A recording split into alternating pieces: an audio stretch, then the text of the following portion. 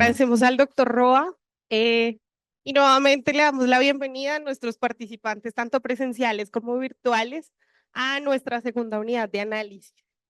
Quiero pues también aprovechar la oportunidad para que nuestro director de investigación, el doctor Hernández, dé unas palabras para comenzar esta unidad. Bueno, bienvenidos acá a la Facultad de Medicina de la Universidad de los Andes.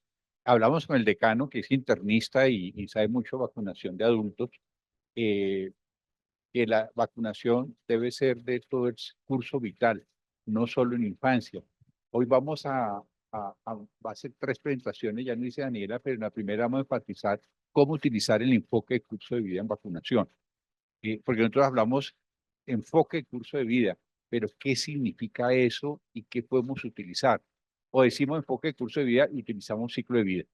Entonces, esta es la segunda de 4 unidades de análisis que vamos a hacer. Hemos contado con un equipo que ha hecho una revisión de literatura.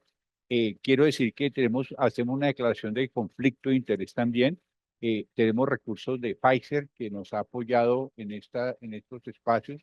Sin embargo, ninguno de los resultados es consultado directamente con ellos o se acomoda a posicionar ningún medicamento, ningún producto comercial, sino el grupo de la universidad es totalmente autónomo en lo que presenta, en sus conclusiones y recomendaciones. Entonces, Daniel. Listo, muchas gracias, doctor Hernández. La siguiente, por favor. Bien, como orden del día, y al igual que nuestra primera unidad de análisis, esta consta de 3 momentos: la bienvenida y la instalación.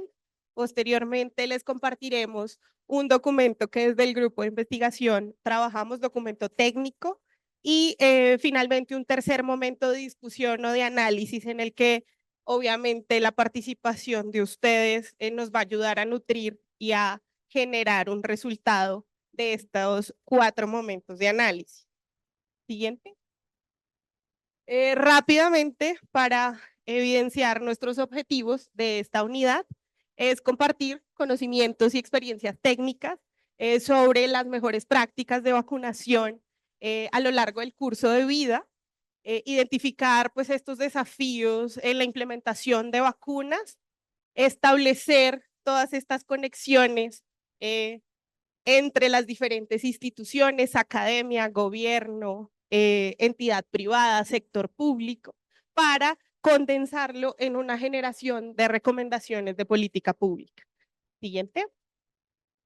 Y a nivel metodológico, como lo expresé anteriormente, pues consta de 3 momentos, uno previo o preparatorio, en donde realizamos una revisión de la literatura, documentos indexados y no indexados, respecto a temas de interés para efectos de esta unidad de análisis, el enfoque de curso de vida y su impacto en la vacunación, la generación de un documento técnico que pasaremos a compartirles más adelante, contextualización de la situación y el desarrollo de unas preguntas orientadoras en donde el aporte de todos y cada uno de ustedes es decisivo para finalmente generar un documento final con toda esta información. Siguiente. Sin mayor preámbulo, entonces pasaremos a presentar nuestro documento técnico. En su primera parte le daré la palabra al doctor Hernández. Pues aquí vamos a resumir un trabajo que hicimos para la Organización Panamericana de Salud y el Ministerio de Salud sobre enfoque de curso de vida por ciclo vital y los hallazgos que tuvimos sobre cómo aplicar el curso de vida, en este caso en vacunación. La siguiente. Entonces, curso de vida es diferente a ciclo vital y las diferencias son conceptuales y son metodológicas. Una primera diferencia entre curso de vida y ciclo vital es que el ciclo vital coincide o define diferentes etapas, menores de 1 año, primera infancia, menores de 5 años, escolares, adolescentes, adultos, que a veces le viven adultos jóvenes, adulto mayor, que echan el mismo saco los mayores de 60 años, pero a veces colocan mayores de 80, 90, centenarios. Bogotá hay 6.000 personas mayores de 100 años. Eso se llama ciclo vital. Pero el curso de vida parte de una primera diferencia, que una persona no nace con 0 años, una persona nace ya con 9 meses de edad, ¿sí? 8 algunos, 7 algunos, 9 meses de edad. Y esa persona no nace con 0. Segundo diferencia con curso de vida es que el envejecimiento se da desde la gestación, desde el nacimiento. O sea, envejecer no es mayor de 60, 65 años y el proceso de envejecimiento es continuo a lo largo de la vida. Siempre va a haber alguien más joven, siempre va a haber alguien más viejo. Esa es la segunda diferencia de curso de vida. Tercero, que en el enfoque de curso de vida no son etapas, sino son momentos de un solo curso a lo largo del tiempo. Y ese curso a lo largo del tiempo tiene un componente biológico, social, educativo, sexual. Y es un curso que no es lineal, no es adelante, se puede devolver. Entonces una persona, un adulto mayor puede volver a escolarizarse o puede volver a trabajar o una mujer o una pareja de 60 años puede adoptar un niño, un bebé, ¿sí? Y empieza un periodo de familia nuclear o familia extensa. Entonces no son lineales. O una adolescente puede quedar embarazada y afectar su curso escolar y luego retomar ese curso escolar. Entonces, un desarrollo a lo largo del tiempo nos dice también un timing, un tiempo. Cada cosa tiene su tiempo y lugar. Nosotros esperamos que haya nacimiento y que ese nacimiento haya crecimiento, que la persona puede ser fecunda o no, haya un punto y termina en la muerte. O sea, lo contrario de morir es nacer. Lo contrario de la vida no es la muerte, sino de morir es nacer. Eso significa que el personal sanitario y lo social deben enfocarse a mejorar la calidad de vida. Todos estos conceptos, tiempo, lugar, vidas interconectadas, todas las vidas están relacionadas. Una familia no es más que un conjunto de cursos de vida conectados, que son disarmónicos, porque son diferentes edades, diferentes sexos. Todas las familias son disarmónicas. Y hay un timing o timing. Cada cosa tiene su tiempo. Las vacunaciones tienen su tiempo. Todo el momento. Nosotros esperamos que la gestación ocurra en la mujer cuando ya ella ha hecho un ciclo escolar, pero puede ocurrir antes. Todo tiene su tiempo. Y hay un libre albedrío, agencia, una capacidad de la persona para afectar sus determinantes. La siguiente, un primer concepto de enfoque de curso de vida que vamos a utilizar en vacunación, y vamos a utilizar 4 conceptos. Uno primero es el de riesgos acumulados. Es decir, muy importante lo que pasa en la mujer en edad fértil y en la gestante. ¿Sí? De eso va a depender el recién nacido. Se llama enfoque de curso de vida. Cuando miramos ciclo de vida, es el recién nacido en menor de un año. Pero en curso de vida, aparte que hay un acumulado, desde que la mujer era gestante, cómo se nutrió, las vacunas que tuvo, y esos riesgos se van acumulando. Eso viene en la enseñanza de la exposición ambiental con biomarcadores y con tóxicos ambientales. Por ejemplo, en metales pesados, el concepto de bioacumulación, biomagnificación, lo que come y lo que hace la gestante.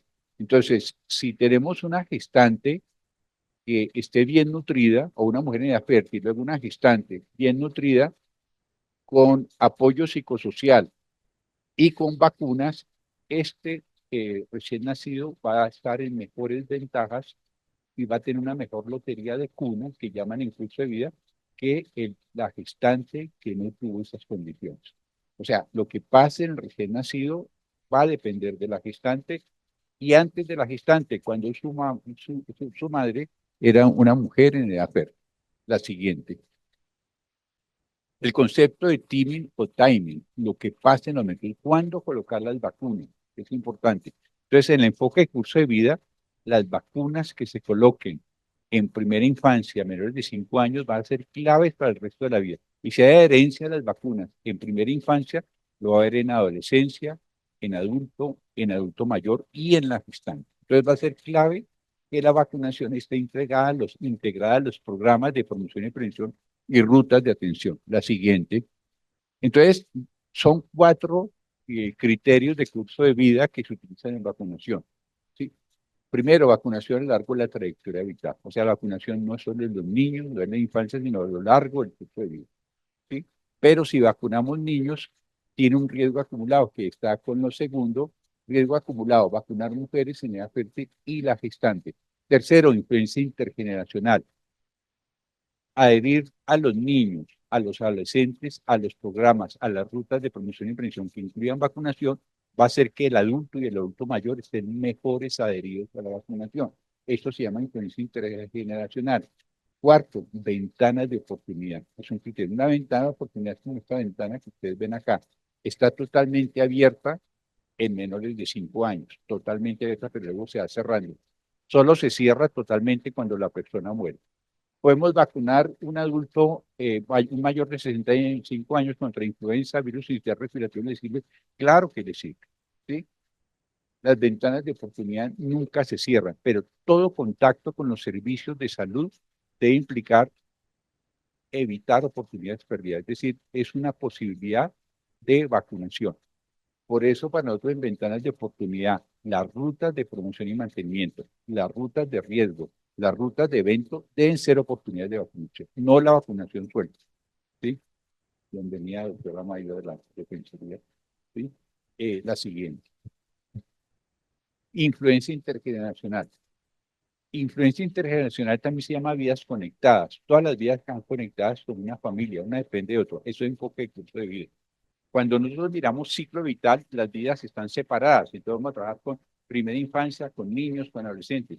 Aquí, para mejorar las condiciones de salud de los menores de 1 año, debemos trabajar con los cuidados, debemos trabajar con la sociedad. Entonces, la influencia intergeneracional quiere decir que se reduce la circulación de enfermedades o eventos transmisibles. Crea inmunidad de grupo. O sea, vacunar los niños protege al adulto y adulto mayor, ¿sí? Porque se vacunó contra sarampión, rubiola, parotiditis, se vacunó contra influenza. Eso protege al núcleo familiar. Pero a su vez, vacunar los adultos y los adultos mayores va a proteger a los niños y adolescentes. Claro ejemplo de la inmunidad de capullo. Cuando se protege al recién nacido, vacunando a la gestante, vacunando a su núcleo familiar, a los adolescentes menores de 40 años. Vacunando un grupo generacional se protege los grupos generacionales. Eso nos lo menciona la inmunidad de rebaño y la inmunidad de capullo. Entonces, hay influencia intergeneracional que hay que hacerla visible en los programas. Muy bien, la siguiente. Efectos acumulativos que ya lo mencionamos en la gestante, ¿no? La siguiente. Vacunar en mujeres en edad fértil de la gestante. Vacunar a la gestante es clave para la salud del neonato porque hay protección anticuerpo, incluye la inmunidad pasiva y disminuye enfermedades prevenibles y sus riesgos. Esta vacuna contra COVID, virus sincitial, tétanos, difteria, tosferina, va a proteger al recién nacido. Entonces, eso se llama riesgo acumulado. Todo lo que favorezca a la gestante. Hoy sabemos que una investigación que hicimos aquí en Uniandes el año pasado con la Fundación Éxito, eh, se indagó factores de riesgo bajo peso al nacer. Mamás no vacunadas, mamás con estrés psicosocial, mamás expuestas a contaminación del aire o mamás con enfermedad periodontal, ¿sí? Porque afecta a la nutrición. La siguiente, ¿sí? El curso de vida tiene trayectorias, tiene transiciones, ya mencionamos la ventana de oportunidad.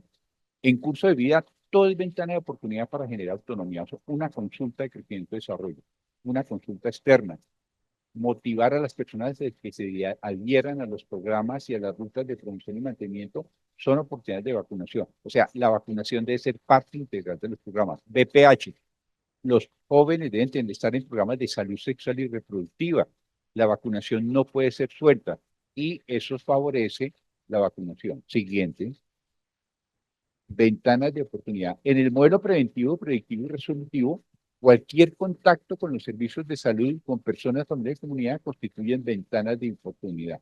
Esto pueden ser en el modelo intervenciones extramurales, intervenciones del cuidado primario ambulatorio y del hospitalario. Son ventanas de oportunidad.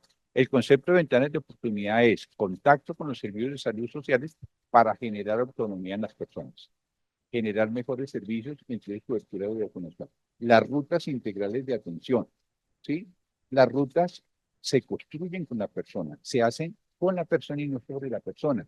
Esto es independiente de la reforma en salud. Hoy salió ya el proyecto acumulado de reforma en salud con muchas dificultades, pero para hacer el modelo de atención primaria no depende de la reforma, que está en la ley estatutaria, eso va porque va. La reforma es para otra cosa del aseguramiento, pero las rutas son claves. La siguiente, Entonces, quisimos mostrar 4 estrategias, las repetimos para vacunación a lo largo del curso de vida. 2, o sea, la vacunación como el problema familiar, como reto familiar. 2, ventanas de oportunidad, todo el contacto con los servicios, integrar la vacunación a los programas de promoción y mantenimiento, a las rutas de atención integral. 3, gestantes, riesgos acumulados, enfatizar en las gestantes. Quinta y la cuarta que mencionamos son vidas interconectadas. Vacunando una generación, protegemos la otra. Adultos mayores, cuidadores de niños adolescentes, cuidadores de adultos y adultos mayores. Eso es el enfoque del curso de vida. Dejamos hasta acá. Muchas gracias. Hola, buenas tardes a todos. Como menciona el doctor, vamos a hacer un poco del análisis de las vacunas que tiene en este momento incluido el plan ampliado de inmunización en Colombia. Entonces, bueno, esta es una gráfica bien interesante que nos muestra en la semana de vacunación en las Américas para el año 2024. Vemos cómo está la distribución de todas las vacunas que se encuentran actualmente incluidas en el plan. Ya todos conocemos el PAI para pediatría, que es muy enfático en el cubrimiento desde el recién nacido hasta los 5 años, luego la cobertura ahora para VPH de las niñas y niños entre los 9 y 17 años, y las vacunas que tenemos incluidas para el embarazo. Entonces, como ustedes pueden ver, el gran grupo, si uno lo ve rápidamente, ¿dónde se concentra? En la etapa de pediatría, ¿sí? Vemos desde recién nacido hasta niñez, posteriormente adolescencia. Ya el segundo grupo en donde se hace énfasis, como mencionó el doctor Luis Jorge, es en las gestantes, donde tenemos en este momento la vacuna de difteria, tétano, tosferina, influenza y la vacuna de COVID. Y posteriormente vemos que el grupo de adultos pues tiene una menor cantidad de indicación de vacunación en este momento en el plan ampliado, únicamente con la administración del toxoide diftérico y tetánico a todas las mujeres en edad fértil, desde los 10 años hasta los 49 años, y las recomendaciones de vacunación por COVID. Aquí, bueno, también traemos la recomendación a personal de salud y a personas mayores. En este momento, la única vacuna que se encuentra en el plan es la vacuna de la influenza y la vacuna del COVID. Aquí en Bogotá, Bogotá tiene un sistema para la vacunación de adultos mayores de 60 años contra el neumococo, que es una de las aproximaciones importantes que nosotros traemos como sugerencia.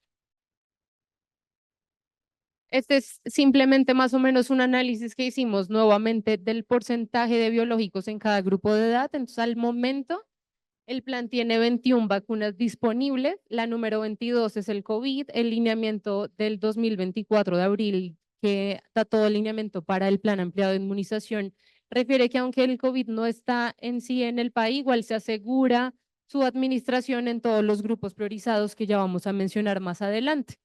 De esto, pues sí, aislamos exclusivamente las vacunas solo para adultos, pues serían 4 vacunas, que es más o menos el 18% de este plan, que se pueden, estas 4 que les menciono son vacunas que se administran tanto en pediatría como en adultos, como lo es el neumococo, la fiebre amarilla, la rabia según la exposición y el COVID. Exclusivamente para adultos tenemos 3 vacunas en el plan, que es la influencia estacional, el toxoide diftérico del adulto y el TDAP de la gestante. Y el resto de vacunas pues están más dirigidas al grupo de pediatría, siendo el 86% de las vacunas. Bueno, nosotros en estas unidades de análisis hicimos un enfoque especial a 4 microorganismos. Los que pudieron asistir a la primera y los que no pudieron la pueden consultar en la página del observatorio. Nos centramos en 4 microorganismos que fueron neumococo, meningococo, COVID-19 y virus sincitial respiratorio. Entonces vamos a continuar con este hilo de las unidades de análisis.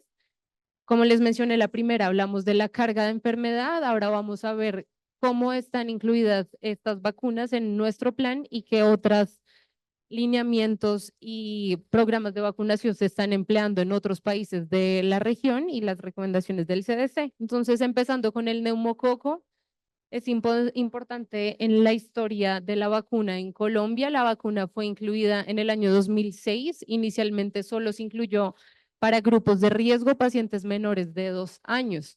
Ya para el año 2011 se incluye la vacuna polisacárida de 10 valencias de forma universal en todo el plan ampliado de inmunización. Y posteriormente traigo esta gráfica que la presentamos en la unidad de carga. Vemos cómo ciertos serotipos han incrementado su incidencia, en especial el serotipo 19A, que es el que ustedes ven en rosado en la gráfica. Aquí no se alcanza a ver muy bien, pero este es el año 2015, luego sigue 2020. Vemos cómo se presentó un incremento, razón por la cual en mayo del 2022 se hace el cambio pasando de una vacuna de 10 valencias a una vacuna de 13 valencias que ya incluye este serotipo 19A, que fue el que presentó un incremento. El esquema en este momento en Colombia tiene aplicación de 3 vacunas. Es un esquema que se reconoce como 2+1 de la vacuna de 13 valencias a los 2 meses, a los 4 meses, con un refuerzo a los 12 meses. Como mencioné, en el plan nacional no se encuentra como obligatoria la vacuna de los adultos, y en Bogotá sí tenemos una vacuna para mayores de 60 años, una vacuna de neumococo polisacárida de 23 valencias. Algo también a resaltar, y que lo habla la Secretaría en Bogotá, es la recomendación en grupos de riesgo, que los grupos de riesgo de neumococo están bien establecidos por el CDC, y en este caso la Secretaría también lo menciona, y los pacientes pueden acceder a esta vacunación por medio del plan de beneficios si el médico pues hace la formulación. Esta es una gráfica en donde podemos ver los esquemas que se están manejando a nivel mundial. Como les mencioné, Colombia tiene el esquema 2+1, que es este que ustedes pueden ver en azul. Una diferencia importante es a la recomendación del CDC, que el CDC tiene una vacuna, un esquema de vacunación 3+1 con 3 dosis y posteriormente un refuerzo. Vemos que la gran mayoría de países, en total globalmente 82, tienen este esquema 2+1, que es el que maneja Colombia. A continuación, hicimos un comparativo de los esquemas de la recomendación de CDC Reino Unido y otros países en Latinoamérica. Como mencioné, en Estados Unidos se aplica la 3+1, ya Estados Unidos incluyó la vacunación de 15 valencias y de 20 valencias de forma inicial. Ese es un cambio importante. Lo mismo ellos también en cuanto a la vacunación de los adultos, incluyen esta vacuna de 15-20 valencias en los adultos que no han tenido un antecedente de vacunación. Y algo muy importante que cambió la CIP este año es que ellos disminuyeron la edad de recomendación de vacuna contra el neumococo en los adultos. Antes se encontraba la dosis en mayores de 65 años, ahora se disminuye a 50 años. Esta disminución en la edad ellos justifican que es justo la edad en la que corresponde al pico de incidencia de todas las enfermedades por neumococo con presentación grave. Entonces, por eso ellos hicieron este cambio. Y también tienen el esquema secuencial, que es el esquema de aplicación inicial de una vacuna conjugada, como la vacuna de 15 valencias, para incrementar toda la respuesta inmunológica, con posterior administración de la vacuna de 23 valencias para incrementar el total de serotipos incluidos. El Reino Unido tiene en la primera infancia 2 vacunas, también ellos tienen el esquema de 13 valencias a los 3 meses y al año. No tenemos en ninguna recomendación para infancia y adolescencia, por lo que se supone que ya todos completaron su esquema de la infancia. Sin embargo, los esquemas son muy claros en que si hay un paciente pediátrico que no ha completado los esquemas, se debe realizar este catch-up para completar el esquema de la infancia.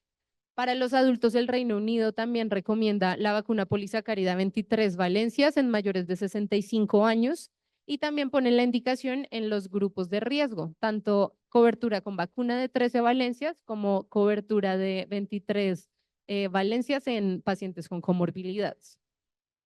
Si comparamos con pacientes, con países, perdón, en Latinoamérica, tenemos dos ejemplos que trajimos y quisimos mostrar porque son dos países que hacen muchos esfuerzos en los esquemas de vacunación. El primero es Chile.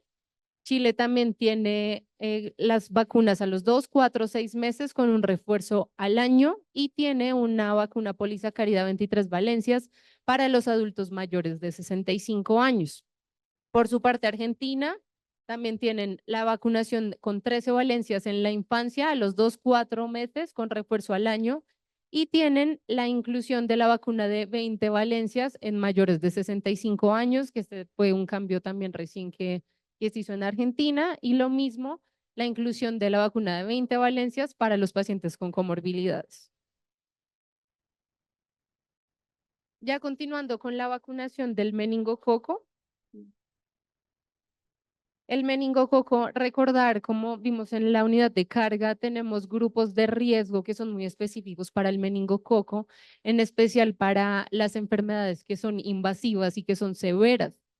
Tenemos el grupo de menores de 1 año, en algunas literaturas se menciona el segundo pico en la adolescencia, y los pacientes que tienen comorbilidades. Esta es una gráfica de la Secretaría de Salud donde se ve la distribución de edad de los casos de meningococo, y vemos que en el caso de Colombia tenemos una gran distribución en el grupo de 15 a 29 años, esto asociado a múltiples factores de riesgo que pueden presentarse en este grupo de edad.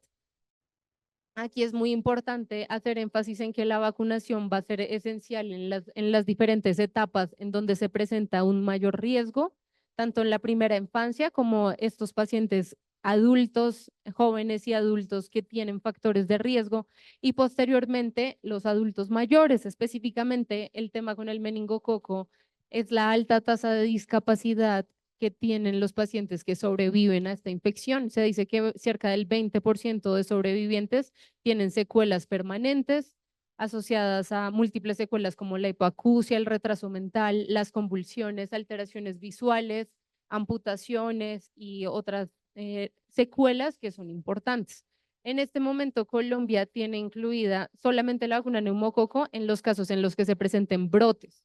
No se encuentra de forma rutinaria en ninguno de los grupos. También se ha establecido y se tienen claras las indicaciones de grupos de riesgo, por ejemplo, los pacientes que tienen inmunosupresión, y por el plan de beneficios también se puede hacer acceso. Si el médico justifica uno de los factores de riesgo, se puede hacer la formulación. Aquí en cuanto a la introducción de vacunas en algunos países de Latinoamérica, vemos como países como Chile, Brasil y también Argentina han incluido las vacunas tetraconjugadas de meningococo, y se ha generado una disminución en la presentación de los casos. Algo muy importante con el meningococo es que se debe tener muy en cuenta cuáles de los serotipos son los más prevalentes para de esta forma escoger la vacunación más acertada. Por ejemplo, vemos que en Brasil está la protección contra el serogrupo C. Ya Chile y Argentina incluyen esta tetraconjugada que cubre contra el A, C, Y y W, que es algo que pues posteriormente se debería evaluar en Colombia. En los datos para este año, pues se ve que la distribución es muy variable según las zonas de Colombia. Hay zonas donde es más común el Y, hay otras donde es más común el B, y eso es algo que habría que evaluar más adelante. Adicional, algo importante es que, por ejemplo, se ve la gráfica de Uruguay, que Uruguay no incluyó el esquema de vacunación, y vemos cómo se incrementa un incremento en los casos. Al final, 2020-2021, pues tuvimos un descenso asociado a la pandemia por COVID-19, entonces se ve la caída en todos los países, pero es más por esta emergencia sanitaria. La recomendación del CDC, entonces el CDC tiene administración de 3 vacunas a los 2, 4 y 12 meses.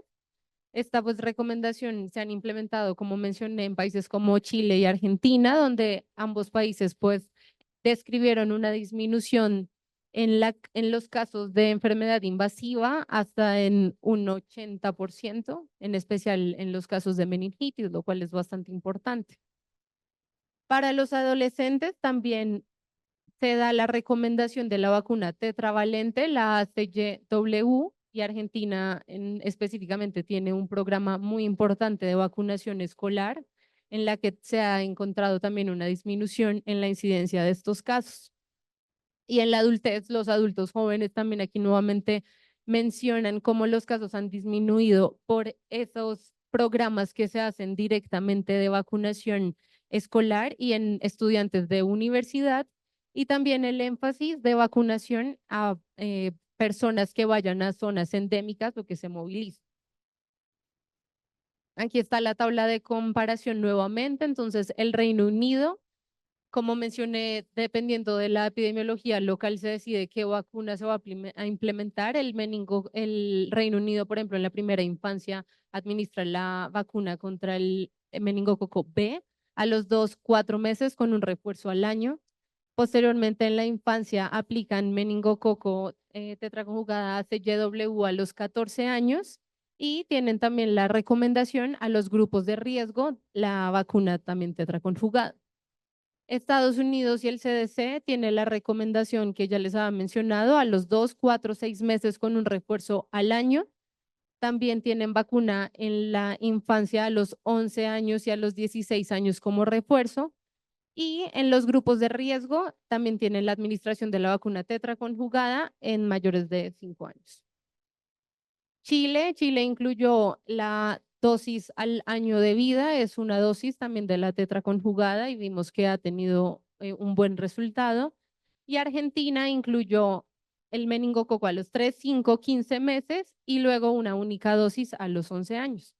Como mencioné, nosotros por ahora no tenemos ninguna indicación base, únicamente en brotes de la enfermedad.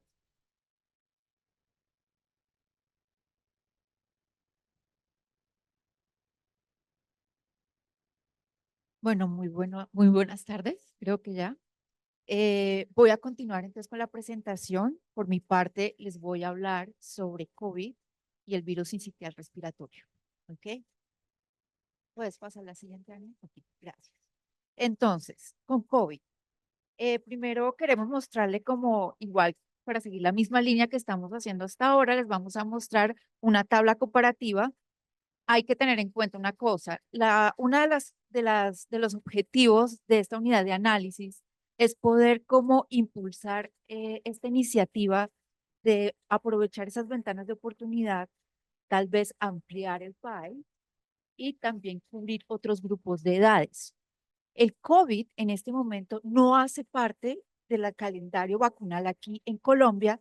Sin embargo, lo que nosotros queremos mostrar con esta tabla es que hay países en Latinoamérica y países en otros lugares, en Europa y Estados Unidos, por ejemplo, que sí tienen ya cubiertas determinadas poblaciones dentro de su calendario vacunal.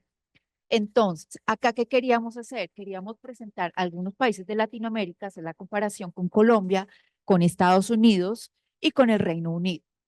¿Qué tenemos? En el Reino Unido, en este momento, con respecto al calendario vacunal, no está establecida la vacunación sistemática con COVID, para COVID. En Estados Unidos, ¿qué es lo que se dice? Para la primera infancia, más o menos desde los 6 meses hasta los 6 años, se tiene que por lo menos tener una dosis.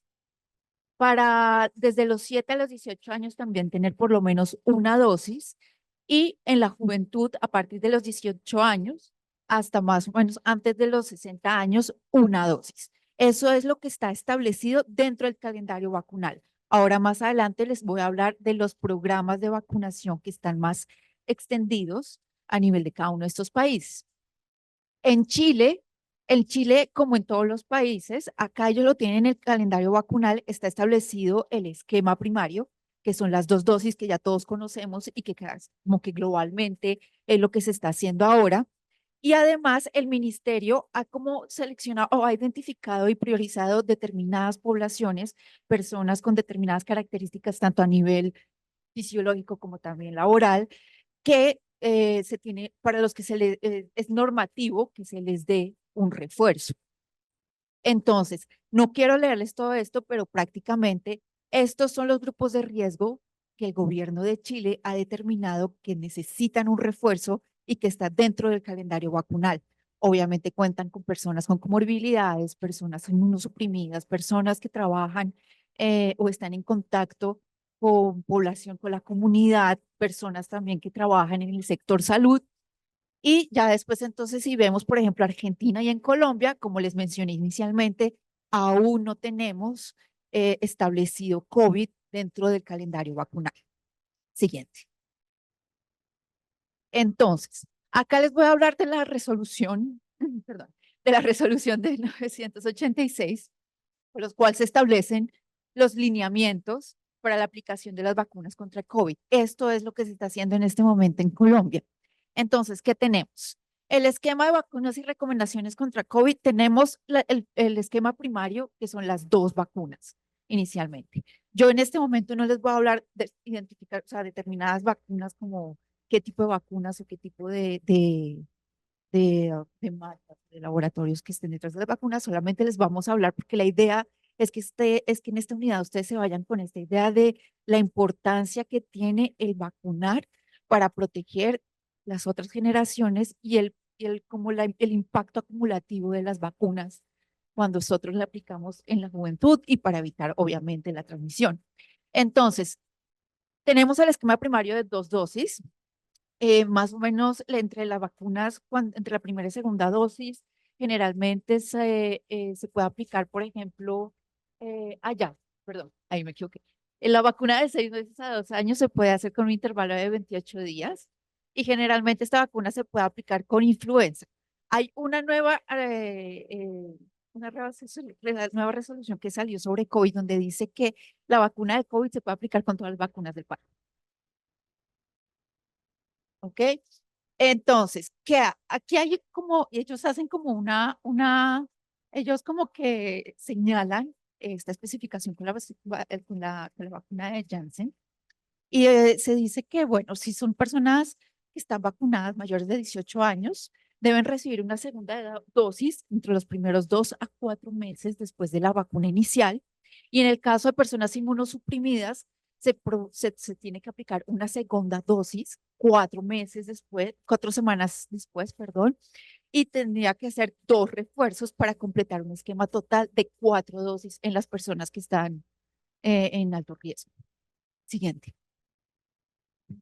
Ahora, vamos a hablar de los refuerzos y bueno, esto es un poco más general, pero lo que yo quiero mostrarles acá es cómo en el esquema colombiano se recomiendan 2 refuerzos a partir de los 18 años. ¿Ok? La siguiente. ¿Por qué les quiero mostrar esto? Porque es acá donde se muestran bastante variabilidad entre diferentes países. Son los refuerzos. Generalmente el esquema prioritario o el inicial en casi todos los países son las 2 vacunas que conocemos que casi todo el mundo ya tiene. Lo que ha variado y varía mucho de acuerdo también a la estacionalidad, por ejemplo, de los países son los refuerzos. También en Colombia en este momento se priorizan ciertos grupos por la resolución que les acabo de mencionar. Entonces se está priorizando obviamente las gestantes, las personas mayores de 60 años, las poblaciones con comorbilidades y obviamente las personas que trabajan en el sector salud por el alto riesgo que tienen de contagio. Siguiente. Bueno, entonces es acá donde me gustaría que nos pusieran atención porque como les decía, el esquema primario en todos estos países son las primeras 2 dosis. La mayoría de la población en estos países ya tienen este esquema primario. ¿Qué es lo que nos interesa en este momento 2024? Es cómo se va a continuar con esa inmunización contra COVID en tema de refuerzos. Entonces, ¿qué tenemos? Por ejemplo, en Chile. En Chile se dice que para todos los mayores de 60 años se recomienda un refuerzo anual, cada 12 meses. Para todas las personas que tienen comorbilidades, también un refuerzo anual. Para personas que tienen alguna enfermedad o están inmunocomprometidas, se recomienda cada 6 meses a partir de los 6 meses de edad. Para todas las personas trabajadoras, del sector salud, se recomienda también un refuerzo anual. Y con las embarazadas se recomienda una dosis para cada embarazo. Cada vez que están embarazadas, tienen que vacunarse. En Argentina, entonces desde los 6 años de edad hasta los 18, hasta la adultez, se recomienda un refuerzo anual. Para los mayores, y atención acá porque esto también está pasando en Estados Unidos, y es que la edad de adulto mayor, pues en términos de vacunación, no en un grupo etario, sino se está bajando a 50 años. Entonces, por ejemplo, en Argentina, a partir de los 50 años se recomienda un refuerzo cada 6 meses. Con las personas que tienen comorbilidades, igual, también se recomienda cada 6 meses después de la última vacuna, o sea, una periodicidad de 6 meses. Inmunocomprometidos cada 6 meses, trabajadores de la salud cada 6 meses, embarazadas cada 6 meses. ¿Ok? Ahora, en Estados Unidos es bastante curioso porque no tienen un programa sistematizado, sino que lo último que sacaron ahora es que todas las personas, sin importar situación, comorbilidad o lo que sea, deben tener una nueva vacuna entre el 2024 y 2025. Eso fue lo. Entonces, el plan de ellos es simplemente vacunar a todo el mundo otra vez durante este año. A partir de ahí, me imagino que ellos implementarán nuevas estrategias vistas para el 2025-2026, pero ahorita 2024-2025, una vacuna para todo el mundo. Todo el mundo tiene que volver a vacunarse. Y en el Reino Unido, allá lo que hacen es que estos refuerzos dependen mucho de la estacionalidad del virus. Entonces, por ejemplo, para los mayores, ellos protegen más a las personas mayores de 60 años, personas inmunocomprometidas y las embarazadas. ¿Durante qué momento deben vacunarse estos 3 grupos poblacionales? Durante primavera u otoño, porque es donde se ha visto que los picos son más altos de COVID. Y ya, ok, listo. Ahora vamos a continuar con algo que está súper de moda, que es el virus sincitial respiratorio. Siguiente, por favor. Bueno, entonces, una de las cosas más importantes que se está hablando ahorita del virus sincitial respiratorio es que obviamente es una de las causas de mortalidad más importantes en los niños menores de 6 meses, empezando por ahí. Entonces, ¿qué es lo que hay? En este momento hay como 2 estrategias que se están tratando de implementar a nivel global, y es la utilización del monoclonal o la utilización de la vacuna que nosotros ya conocemos. ¿Qué cosas hay que como resaltar con respecto al virus sincitial respiratorio? Primero, es importante vacunar a las gestantes. ¿Por qué? Porque cuando se vacunan a las gestantes, se protege al bebé. Como les acabo de decir, la mortalidad más alta que tenemos por virus sincitial respiratorio son en los niños menores de 6 meses. Si se vacunan a las mamás, estos niños automáticamente quedan protegidos y obviamente pues disminuiríamos las tasas de mortalidad por infección respiratoria aguda por este virus. También, ¿cuál es la relevancia a nivel salud pública de este tipo de estrategia? Es que obviamente al disminuir no solamente la carga y la morbilidad y la mortalidad de estos niños menores de 6 meses, obviamente también vamos a disminuir la tasa de contagio, porque van a ser niños que no van a estar infectados o que no se van a infectar durante los primeros 6 meses. Y vamos a evitar esta tasa de contagio que generalmente es bastante alta. Ahora, en los adultos mayores, obviamente también conviene y se ha visto que favorece, o sea, que es positivo administrar esta vacuna porque esto disminuye mucho la tasa de hospitalización de las personas mayores y las complicaciones. Y un dato importante, hace poco nosotros tuvimos también un evento muy parecido de virus sincitial respiratorio y últimamente está todo este programa que se implementó en Chile con el uso del monoclonal. Y entonces esto, ¿de qué se trataba? A partir de, para todos los niños que nacen a partir del 1 de octubre de 2023, niños que estén que sean lactantes, menores de 6 meses o recién nacidos, se le está aplicando el monoclonal. ¿Qué es lo que se ha observado este año? Que para la semana 23 de este año hubo una reducción del 87.8% de las hospitalizaciones en niños menores de 1 año desde que se implementó esta estrategia en comparación con el año anterior. Siguiente. Bueno, entonces aquí vamos a hablar virus sincitial respiratorio. En los calendarios de vacunación en Bogotá, en Colombia todavía no hace parte del calendario de vacunación. Digamos que está bien instaurado en Chile y en Estados Unidos, pero hay ciertos casos especiales en los que también ya está incluido en el calendario de vacunación. Entonces vamos a ver la misma dinámica, diferentes países. En el Reino Unido, ¿dónde es que se está dando en el calendario de vacunación? Para personas mayores de 60 años y durante el embarazo. En el Reino Unido durante el embarazo a partir de la semana 28. ¿Ok? Luego tenemos Estados Unidos. Entonces, en Estados Unidos, que en los niños pequeños de 0 a 5 años se aplica el monoclonal si la mamá no está vacunada, ¿ok? Y se puede dar una segunda dosis de este monoclonal en niños que tienen comorbilidades o son de alto riesgo dentro de los 8 a 19 meses de vida. Igual que en el Reino Unido, en Estados Unidos se aplica la vacuna a todas las personas mayores de 75 años y algunos adultos con algunas comorbilidades entre los 60 y 74 años de edad. También se recomienda vacunar a las embarazadas, pero aquí al igual que COVID, por ejemplo, para el Reino Unido, acá ellos recomiendan vacunar a las embarazadas si se está embarazada durante los picos del virus sincitial respiratorio. Y después entonces tenemos Chile, que era lo que yo les estaba comentando ahora. Lo que ellos están tratando de instaurar es el uso del monoclonal en única dosis en recién nacidos hasta los 12 meses de edad y también con refuerzos cuando hay una alta circulación del virus. Y una segunda dosis solamente para lactantes de alto riesgo entre los 6 y 24 meses de edad.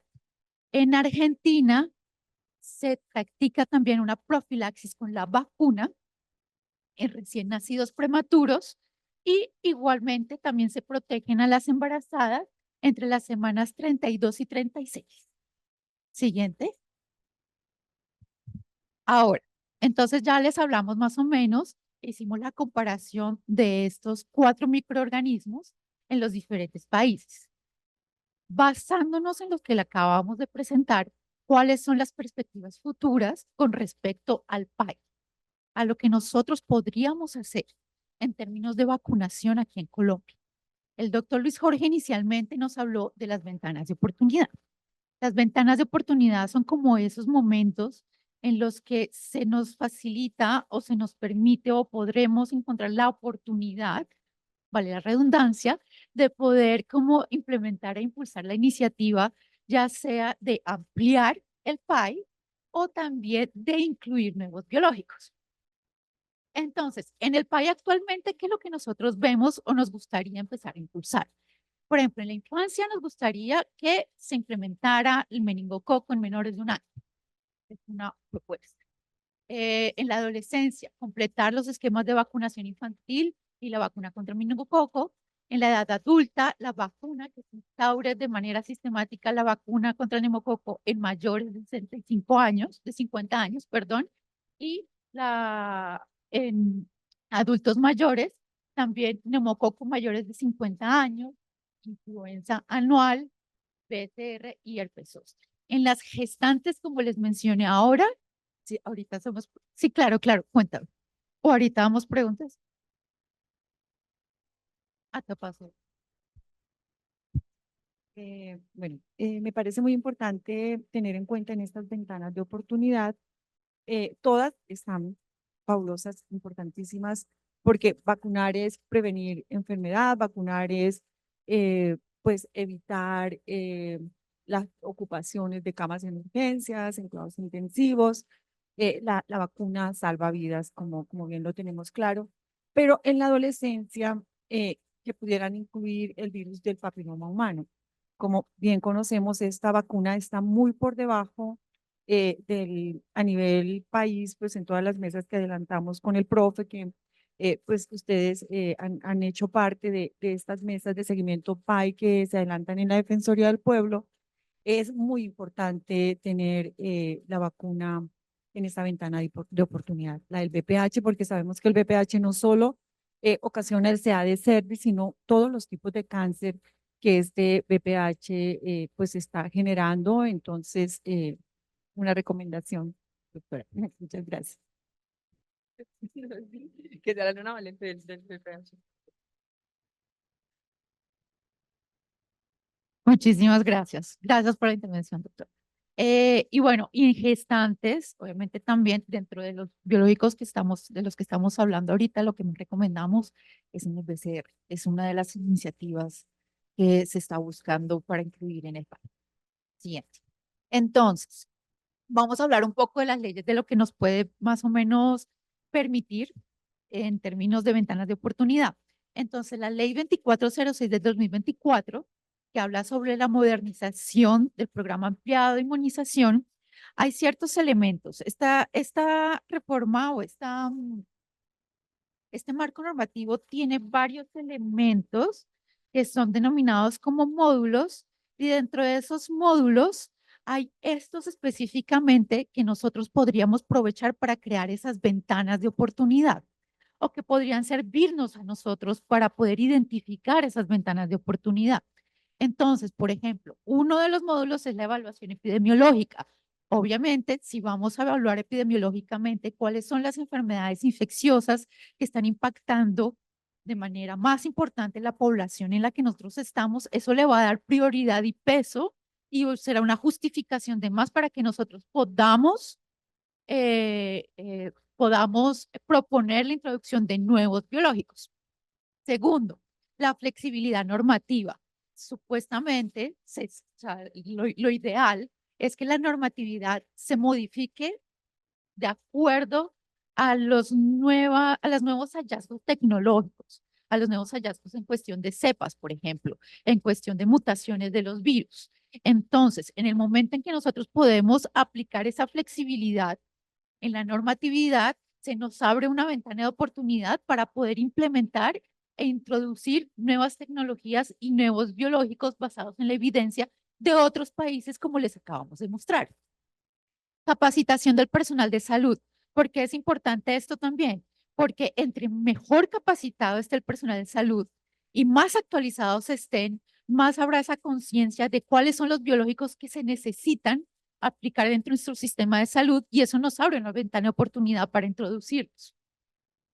Campañas educativas, más o menos como en el mismo ámbito, es más como si se educa a la gente con respecto a la importancia de la vacunación, las mismas personas se van a interesar por saber cuáles son las últimas vacunas, y eso nos va a abrir a nosotros una ventana de oportunidad para poder impulsar e implementar, expandir también el PAI e introducir nuevos biológicos en el plan de inmunización. Acceso a vacunación. Obviamente, si las personas no tienen acceso, pues es muy difícil que podamos implementar nuevas vacunas si con las vacunas que nosotros ya tenemos las personas no tienen acceso a ellas. Colaboración interinstitucional, eso se ha hablado muchas veces y es nosotros no podemos trabajar solamente el sector salud, sino que te tiene que incluir, por ejemplo, la academia, por ejemplo, la investigación y obviamente las autoridades a nivel más como jurídico, para poder construir y que esto sea un movimiento interdisciplinario. No se quede solamente como algo relativo o relacionado a la salud pública y la salud. Adaptación de emergencias, esto también nos abre una ventana de oportunidad, porque de hecho eso fue lo que pasó con COVID. En el momento en que hay un brote, automáticamente se abren las oportunidades para introducir nuevos biológicos. Entonces, en la medida que se pueda crear una ruta de respuesta a brotes y emergencias, eso nos puede a nosotros abrir la oportunidad para introducir nuevos biológicos y también para ampliar los grupos, la cobertura de algunos grupos de edad. Y obviamente la revisión de cobertura, que prácticamente es la evaluación. Es la evaluación y el monitoreo de cómo vamos, y es un poco el trabajo que hacemos en las mesas con la Defensoría del Pueblo y con el doctor Luis Jorge, y es como revisar esas coberturas, cómo están, y también mirar a ver qué tanto estamos alcanzando esas coberturas que se supone que deberíamos alcanzar, y mirar detrás de ello cuáles son los problemas, y encontrar ventanas de oportunidad para mejorar las coberturas. Siguiente. Bueno, esto ya era más a título informativo. Quería mostrarles, mi colega Carolina, que es pediatra, estuvo la semana pasada acompañando al doctor Hernández en el lanzamiento del calendario vacunal que se propone por parte de la Asociación Colombiana de Pediatría. Entonces, ellos aquí están proponiendo vacunas que todavía no están en el PAI, pero prácticamente lo que yo quería mostrarles acá es que ellos automáticamente meten del virus sincitial respiratorio, perdón, acá me hago virus sincitial respiratorio en el embarazo, que era con el que estábamos hablando. también entonces la parte meningococo, que es una vacuna que está recomendada para adultos, pero todavía no hace parte del PAI porque el PAI no cubre adultos. Entonces, y tendremos también neumococo, exactamente igual, también para adultos, en el rango de edad hasta los 60 años. Y aquí está y COVID. Pero bueno, COVID que ya está, es la parte de el esquema primario, pero todavía no está instaurado dentro del calendario vacunal. Sin embargo, pues con el lineamiento que les acabo de mostrar, digamos que de cierta manera se hace de una manera sistemática.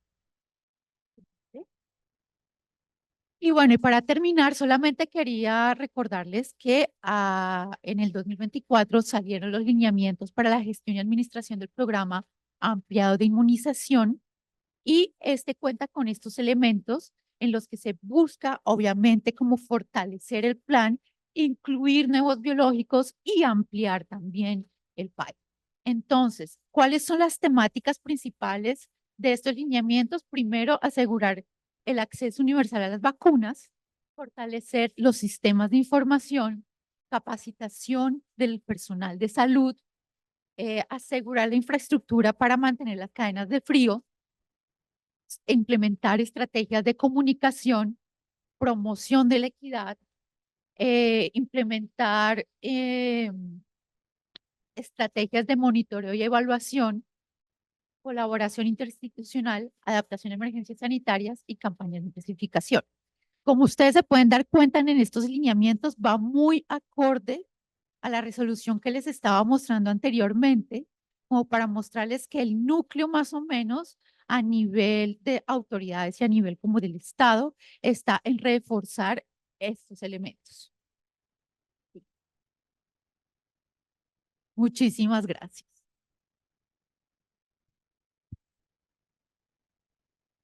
Bueno, agradecemos a la doctora Laura, a la doctora Carolina, al doctor Hernández por la recopilación. Básicamente, desde el grupo de investigación consolidamos esto en un documento técnico y antes de dar paso a la fase de discusión, quiero darle la palabra a nuestros expertos de inmunización. En primera instancia, aquí al doctor John Mario González, que muy amablemente nos está acompañando en esta sesión para comentarios respecto al documento. Gracias. Bueno, muchas gracias. A ver, yo quiero hacer como unos comentarios. Estoy en consejo de facultad. Bueno, mi nombre es John Mario González, soy médico, soy inmunólogo, soy profesor titular de la Facultad de Medicina. Durante la etapa de COVID estuve apoyando al gobierno nacional en el Consenso Nacional de Vacunas, que todavía seguimos trabajando, aunque ya no nos paran tantas bolas como el año pasado, pero bueno, que es la verdad. Yo creo que hay cosas coyunturales con respecto al tema. Hoy, por ejemplo, nos damos cuenta en las noticias de la enroque que va a haber entre la Superintendencia y el Instituto Nacional de Salud. Yo he sido un fanático del Instituto Nacional de Salud y lo he querido mucho. No sé si lo va a seguir continuar queriendo tanto, pero el punto es que el Instituto Nacional de Salud hace algo que hace 5 instituciones en Estados Unidos, con un presupuesto cada vez más paupérrimo. Y eso es difícil, ¿no? Manejar eso.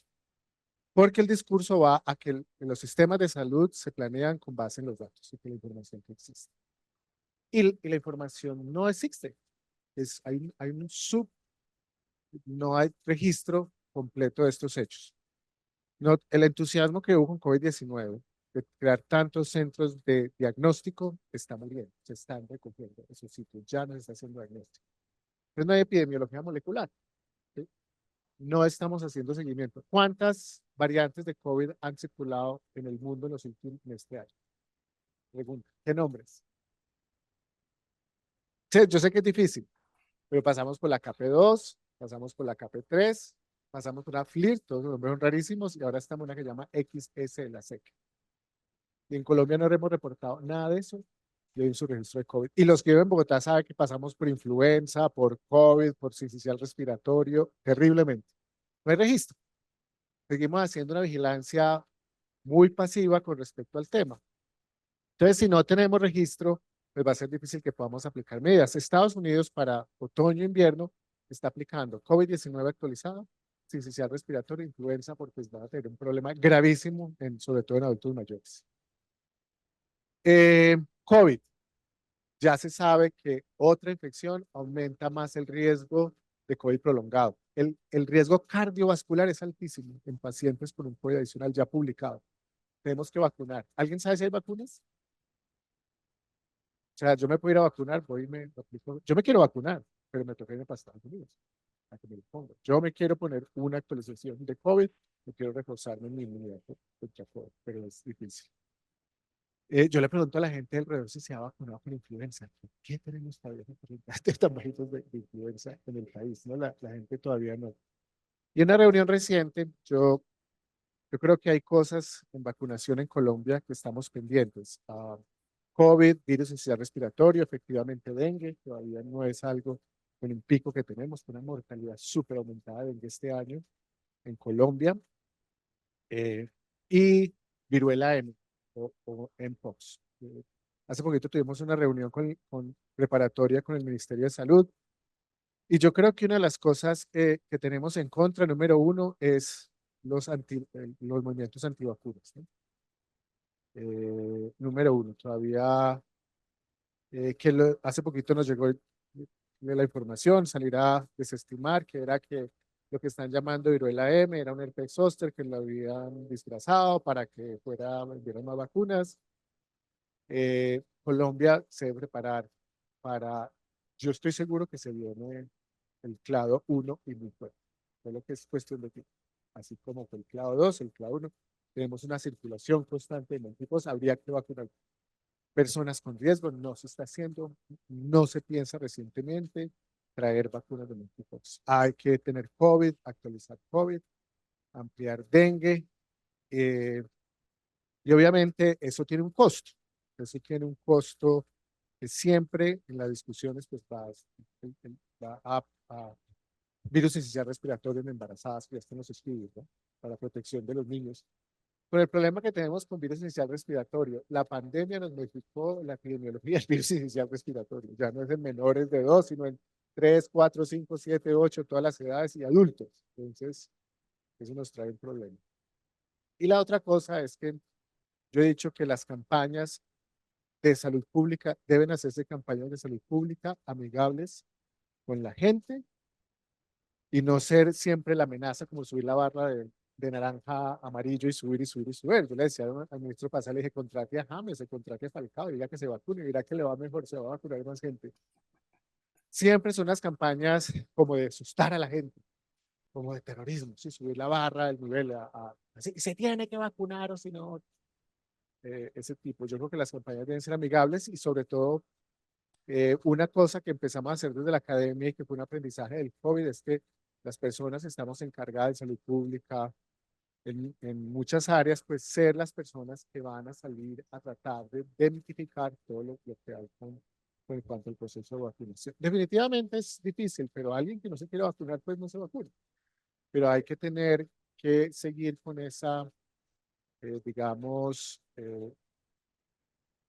misión de tratar de aumentar la cobertura de las vacunas a través de un proceso de educación que nos corresponde casi a todos nosotros, que es bien difícil en estos momentos.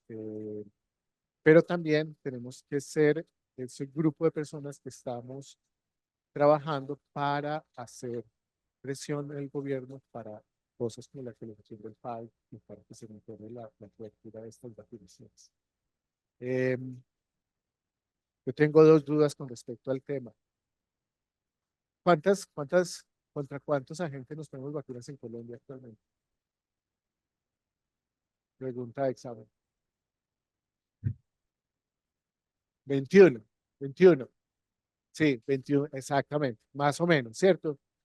¿Qué pensaré yo si no sé de medicina e inmunología que me pongan 3 o 4 más? ¿Sí me hago entender ese concepto de aumentar las vacunas? Yo creo que para mí es uno de los temas, para mí los dos temas de enfrentar, uno que no tengo evidencia, tengo algunos conceptos con respecto al tema, es la multivacunación en niños. Yo no estoy muy de acuerdo con el tema.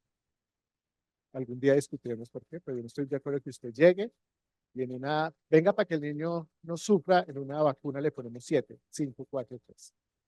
Y eso es un concepto básico de la inmunología que se llama inmunodominancia. Yo me dejo atraer por uno que me trae de las 5 vacunas y me olvido de los demás. Y el ejemplo es que cuando los estudiantes de medicina entran a la Fundación Santa Fe de Bogotá, aparecen sin anticuerpos para rubéola y sarampión. Y uno dice, pero bueno, usted debe haber estado vacunado. Una vez hay una estudiante que trabaja para una compañía grande que hace vacunación y yo les puse mi tema, le dije, ¿qué tantos estudios hacen de multivacunación para poder ofrecer evidencia en ningún? No hay evidencia.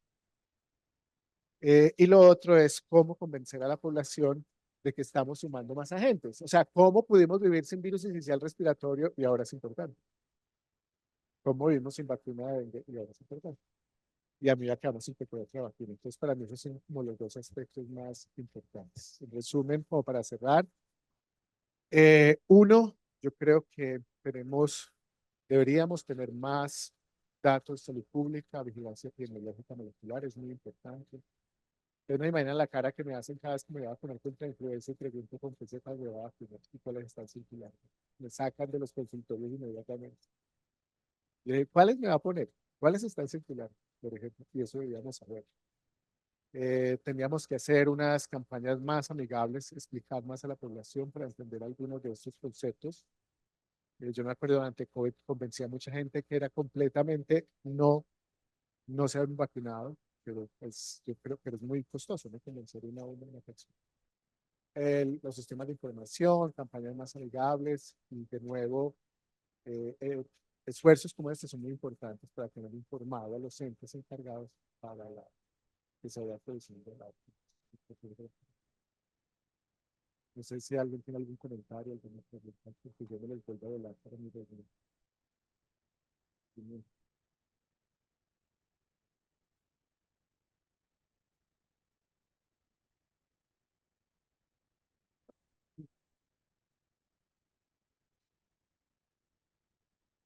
Claro, sí. Oiga, y hablando de ese tema, me parece buena su pregunta, ¿cómo le parece que describieron esta semana Edes Egipto en Manizales? 2.200 metros. Entonces, yo creo que lo de Bogotá no es chistoso vacunar en Bogotá. Además que todos nos vamos el fin de semana a Panapoima, La Mesa, Girardot, Flandes, donde hay circulación de dengue. Esa es una muy buena pregunta, pero esa pregunta está muy asociada a los costos. En la reunión de Monkeypox, con los infectólogos, con los pediatras, con los inmunólogos y con otros grupos, el ministerio calculó unas vacunas y todo el mundo dijo, pero ustedes cómo calcularon eso. No voy a decir ni cuánto fue, me dijeron, por la plata. ¿Sí? Eso no, ese es el tipo de inconvenientes que tenemos. Yo creo que en un sistema nosotros deberíamos estar vacunando. Dengue es un problema. Muchos sitios en esta mortalidad por dengue. Han visto los datos del Sistema Nacional de Salud, es terrible. Deberíamos estar, por ejemplo, haciendo, ¿no?, vacunación, las campañas. Yo tengo un dicho que yo ya estoy envejeciendo, entonces me vuelvo repetitivo. No he visto una campaña de salud pública que haya tenido impacto en el país desde el 52.000 el de los pollitos. Que todos recordamos y eso tuvo un impacto. Yo no he visto algo masivo que realmente calme con respecto al tema. Y con respecto, por ejemplo, a virus esencial respiratorio, obviamente, primero, datos. Adultos, niños, mujeres embarazadas. ¿Qué es lo ideal en este momento? Obviamente, vacunar mujeres embarazadas para prevenir complicaciones en niños recién nacidos, que protegen los anticuerpos, pasan la barrera placentaria y protegen el mayor tiempo. Pero obviamente, esa es una decisión que tiene que ver con los estudios. Obviamente, con algunos datos se pueden hacer una prospección, hacer aproximaciones como bayesianas y mirar cómo, el costo-beneficio, pero los datos son muy importantes y segundo lo que tenemos en Colombia es información presupuestaria. ¿Qué es la pelea con la actualización del PAI? ¿Cuánto vale? ¿Cuánto podemos hacer? Y obviamente esto tiene que ver con evitar carga crónica. Yo siempre digo que nosotros somos muy mediáticos en dos aspectos. Mediáticos porque nos gustan los medios de comunicación y porque queremos resolver las cosas como apagando fuegos a toda hora, ¿no? Es muy mediático las cosas que hacemos.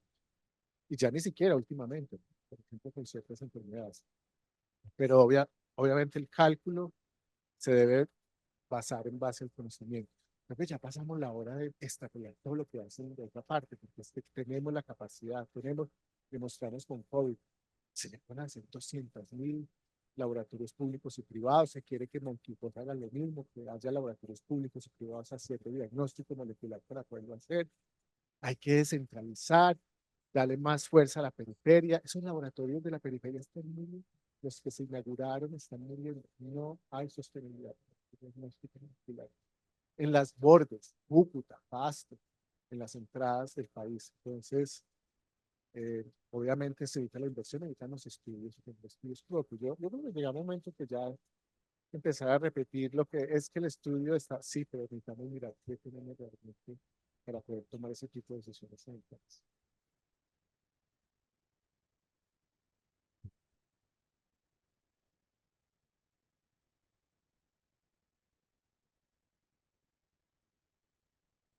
Ese sí, yo de administrativo sé poquito. Sí,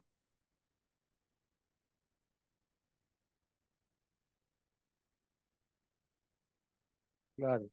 Hepatitis A, B o C. B. Ok, claro. Eso es interesante. Eso es interesante. Nosotros presionamos mucho para que los privados vacunaran porque creíamos que el país no iba a alcanzar a vacunar con COVID-19. Y cuando entraron los privados, fueron tantas las exigencias, lo que se nos dio al país, al gobierno, de manejar reacciones adversas y no esperadas, se le estaba pidiendo a los privados. Y los privados dijeron, uy, no, un momentito, yo esto no me hago cargo. Y eso fue un desastre porque se empezó a trabajar, se trataban de hacer convenios y después cuando el único ejemplo que le puedo dar es ese. En COVID-19 los privados dijeron, venga, no podemos hacer eso. ¿Quién tiene la red? Obviamente hay que pensar que la red la tiene el Estado. Y hay que usar esa red, y hay que mejorar esa red, y hay que fortalecer esa red. Para mí lo mismo pasa con el instituto. ¿Qué es lo que hay que hacer con el instituto? Fortalecerlo, incrementar su capacidad. Lo mismo pasa con el PAI, la red de vacunación existe, la hemos conocido. Obviamente hay un gasto adicional. Yo creo que no está contemplada la aceptación de la población migrante. Todo el dinero que se ha invertido en población en vacunación. Y yo me he hecho una pregunta, ¿dónde ustedes la saben? ¿Será que el mundo nos está dando platita para eso o toca sacar un presupuesto nacional? ¿Será que la Comunidad Europea llega a platito para vacunar migrantes y todas esas cosas? ¿Sí? ¿Sí hacen qué? Sí, pero sí hay en este momento dinero que entra de agencias internacionales para... Yo no tengo idea, por eso me hago la pregunta.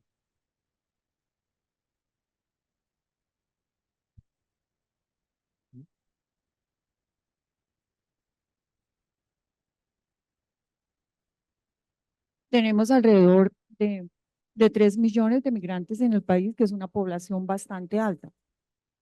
Y las políticas públicas que se tomen en esta población siguen siendo cortas.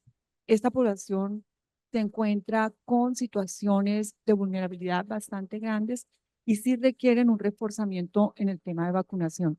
En ese sentido, como tú lo dices, las agencias de cooperación apoyan mucho, pero todavía los esfuerzos son muy pocos.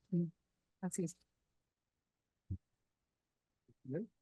Bueno, muchísimas gracias. Agradezco al doctor. Saludos. Está como en Florida, ya cuidado con el próximo huracán.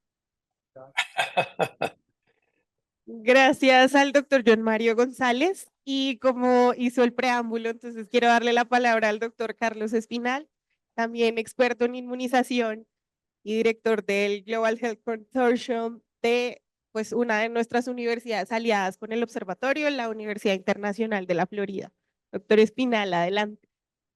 Bueno, muy buenas tardes. Lamento mucho no estar en presencia allí por múltiples ocupaciones que no me permitieron viajar, pero he seguido en forma permanente esta interesante discusión y las intervenciones de nuestros expertos y la última del doctor González, eh, a quien saludo y espero que nos veamos la próxima vez. Bueno, tenemos que recordar, mirando la propuesta de expansión del PAI, que la Agenda de Inmunizaciones 2030 contempla específicamente que las inmunizaciones deben estar en sus prioridades estratégicas, tener cobertura y equidad y dice textualmente, aquí la estoy leyendo al frente, un mundo en que todas las personas en todas partes y en todas las edades reciban las vacunas, y el famoso lema de no dejar a nadie atrás.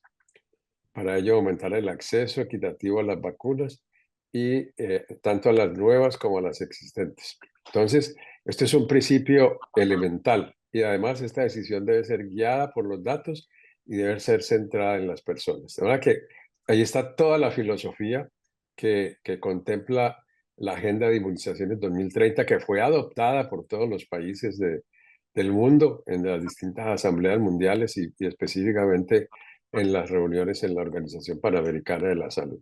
Ahora, y el otro punto es la vacunación en el curso de vida. Esta estrategia también se aceptó como una estrategia fundamental para reducir la inequidad en la vacunación. La vacunación se hizo para precisamente cerrar las brechas, pero a veces la vacunación se convierte en un indicador de inequidad, precisamente por todo esto que estamos hablando. Entonces, con estos dos principios fundamentales, la expansión del PAI es absolutamente necesaria.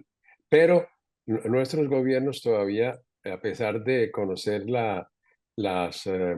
y haber aprobado estas leyes, se ha quedado más en la dialéctica que en la implementación y no han pasado realmente a moverse hacia la vacunación en el curso de vida.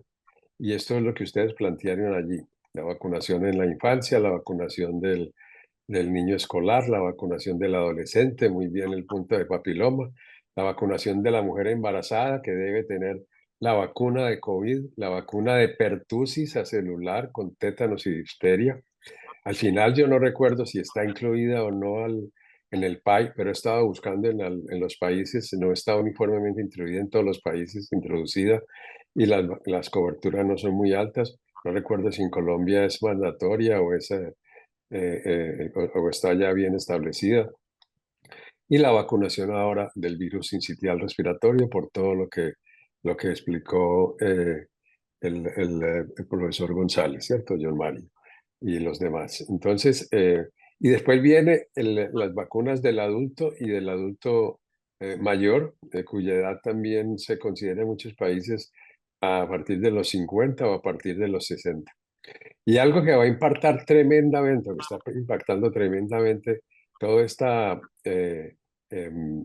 disposición de vacunas y de recomendaciones es la transición demográfica. Y en la transición demográfica, el impacto de la transición epidemiológica, la transición demográfica con un crecimiento impresionante del grupo de mayor de 60 años y el mayor de 80 años, y la transición epidemiológica hacia las enfermedades crónicas.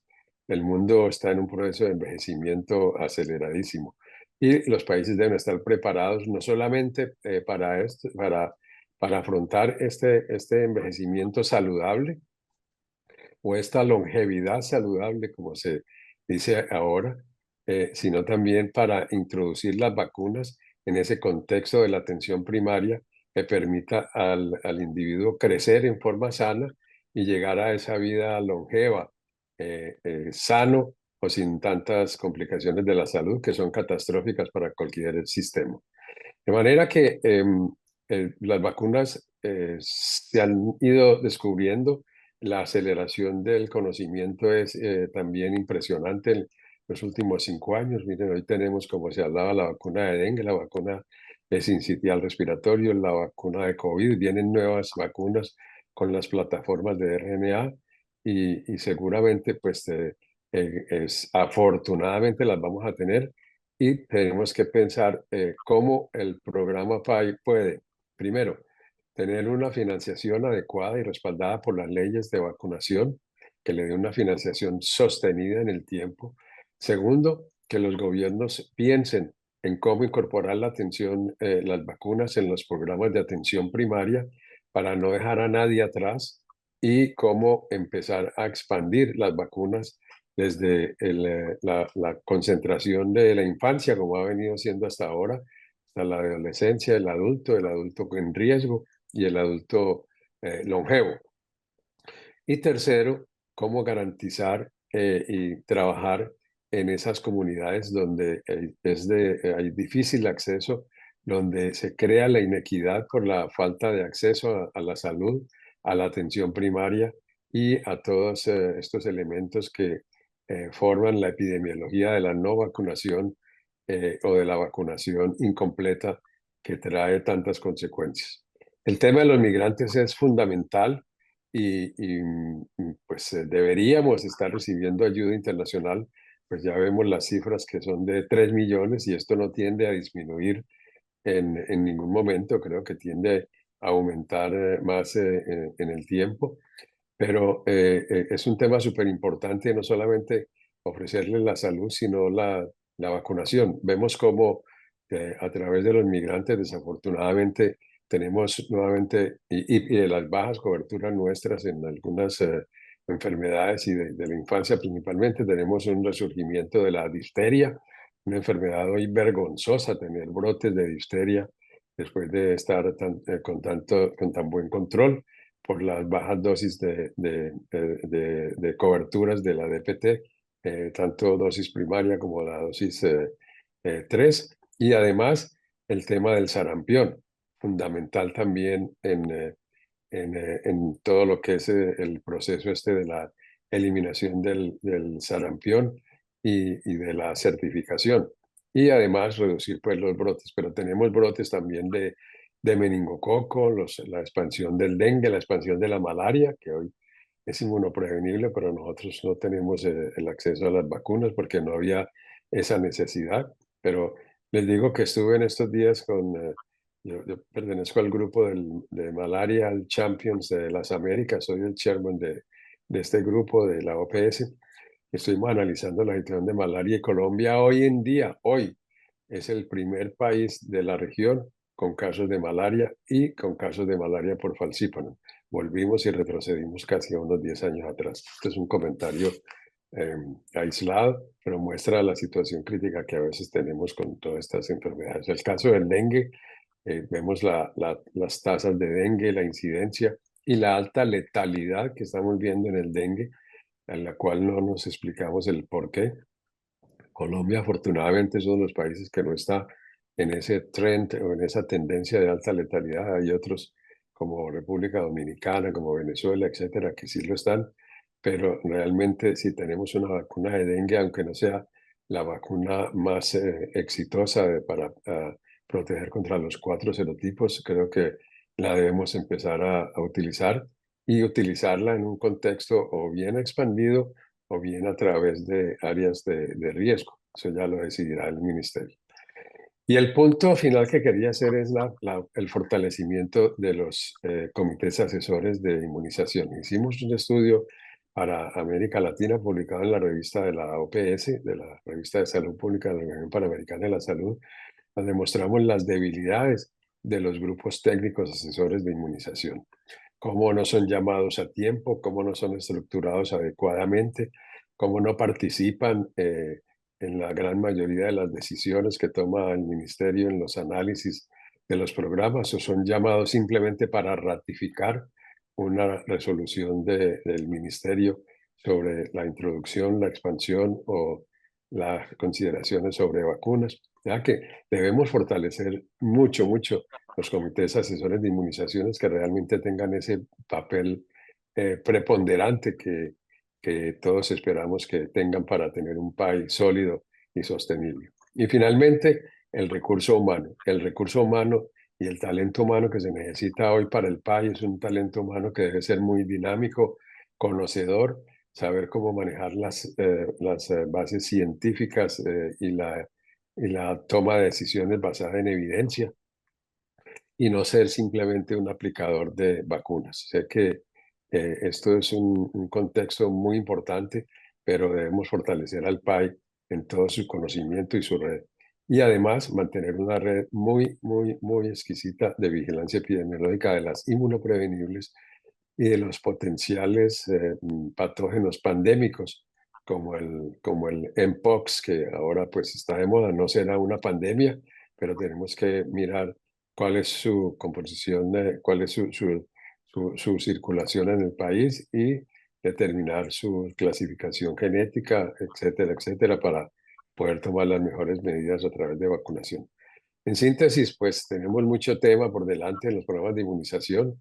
Creemos que debemos fortalecer el PAI aún más, pero los gobiernos tienen que tomar la decisión de tener un PAI empoderado, dinámico y con suficientes recursos, tanto técnicos como humanos, para afrontar los grandes retos que se vienen o que tenemos ya en el tema de la vacunación y de las inmunizaciones en el curso de la vida. Bueno, gracias, doctor Espinal. Y antes de pasar con nuestras preguntas orientadoras, tenemos un par de comentarios. Voy a darles la palabra rápidamente aquí en el público. Si quieren, antes de hablar, por favor, se presentan. Gracias. Muy buenas tardes, Juan Fernando García. Quería hacer una pregunta y primero un comentario en relación con lo que acaba de mencionar GSK, con lo que acaba de mencionar el doctor Espinal, y es que yo creo que el fortalecimiento del CNPI también debe considerarse una ventana de oportunidad de acuerdo con la nueva ley de fortalecimiento del PAI. Allí está establecido la necesidad de fortalecerlo de alguna manera e incluso su reglamentación. Creo que es importantísimo trabajar allí porque el CNPI ahora tiene un papel más relevante de acuerdo con la norma, y algo que no es menor es que esta ley implica que el PAI es una política de Estado y ya no de gobierno. Y de eso hay que tomar provecho también y tomarlo como una ventana de oportunidad. Eso es como el comentario. Y la pregunta tiene que ver con lo que presentaron ustedes de cuáles son sus propuestas para fortalecimiento del PAI con inclusión de nuevas vacunas. ¿Cómo lo piensan trabajar con el ministerio para llevarle la información, la data, generar la discusión para que ellos puedan movilizarse? Porque lo que hemos visto, y esto no es solo en Colombia, es que el ministerio no se mueve, o los ministerios de salud no se mueven por sí solos, requieren de este tipo de intervenciones por parte de sociedad civil, academia y demás. Gracias. Bueno, muchas gracias. Ya vamos a dar espacio para las preguntas. Sé que todos tenemos que intervenir mucho, pero en aras de respetar el tiempo de todos ustedes y poder hacer la metodología planeada, voy a presentar la última sección, que son estas preguntas que pues queremos que ustedes a través de un formulario, si quieres, Caro, me regalas la siguiente, nos den sus aportes y sus intervenciones, obviamente desde su rango de experticia.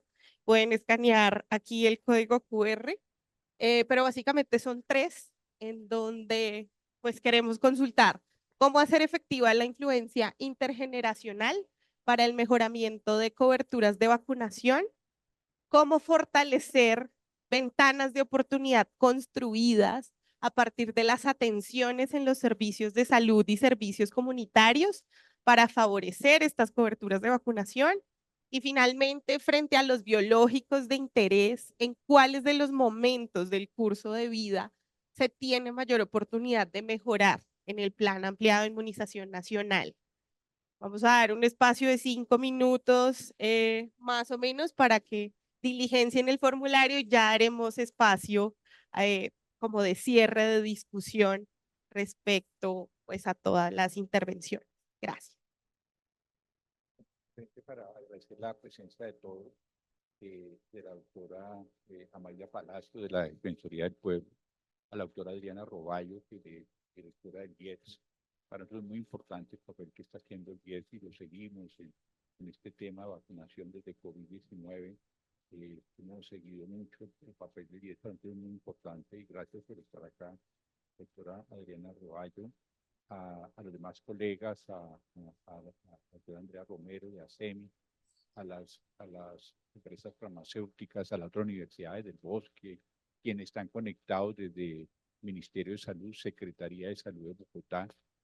Para nosotros es importante los estudiantes que están conectados, los investigadores, las generaciones nuevas que se involucran en estos temas de vacunación. Nosotros ya tenemos una cátedra de vacunación con los estudiantes de medicina, porque el médico no sabe vacunación, es lo que hemos visto. El médico sale sin competencias, entonces hay una cátedra ya obligatoria para nuestros estudiantes con el profesor Rodrigo Rodríguez. alrededor de vacunación, o sea, formar competencias en esto, y ya lo está el doctor Carlos Espinal también. Entonces, bienvenidos a esto. La industria farmacéutica son actores del sistema, son actores legítimos del sistema y son interlocutores válidos del trabajo que están haciendo. Entonces, aquí están convocados y todos, y la información va a ser pública para todos también, igual en la mesa de vacunación que tenemos con el Observatorio y la Defensoría del Pueblo, el gran papel que ha hecho la doctora Amaida, jalonando este espacio. Y ya haremos lugar a algunas intervenciones sobre esto. Gracias.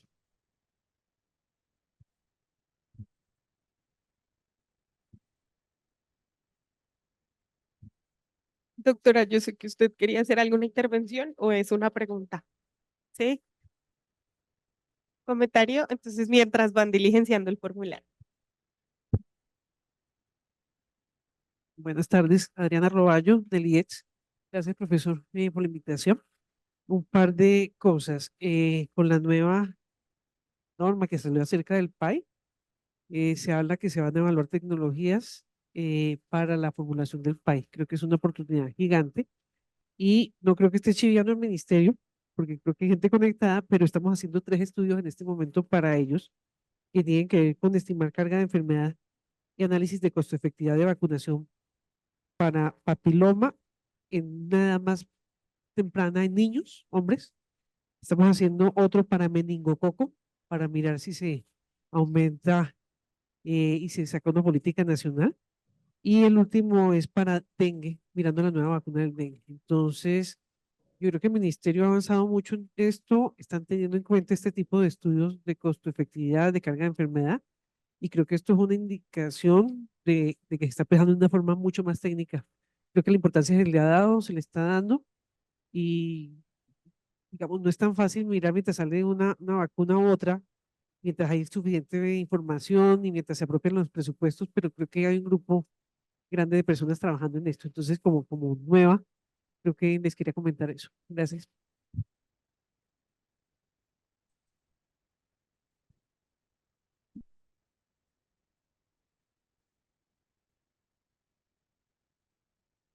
Digamos, por ejemplo, en la incorporación de nuevas vacunas nos dicen que hay que hacer nuevos estudios de costo-efectividad, ¿sí? Y hay estudios de costo. Un estudio puede tomarse 1 o 2 años. Es decir, para tanto importante que les diera líneas sobre eso, porque el ministerio hace otro estudio de cosas que ya hay estudios, pero así se invalidan porque fueron financiados por la industria farmacéutica.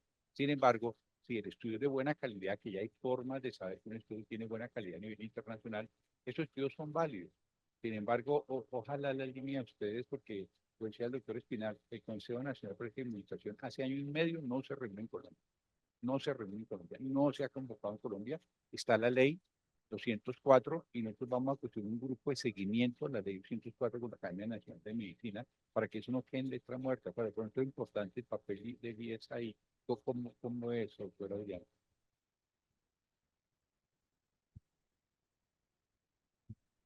Profesor, no hacemos parte de los comités. Digamos que de alguna forma somos probadores externos, aunque ahorita escritos al Ministerio de Salud, en cuanto que es información que se revisa de diferentes fuentes y se hace un análisis, pues sí, obviamente de toda la parte de efectividad, seguridad, pero además de la valoración económica y temas contextuales.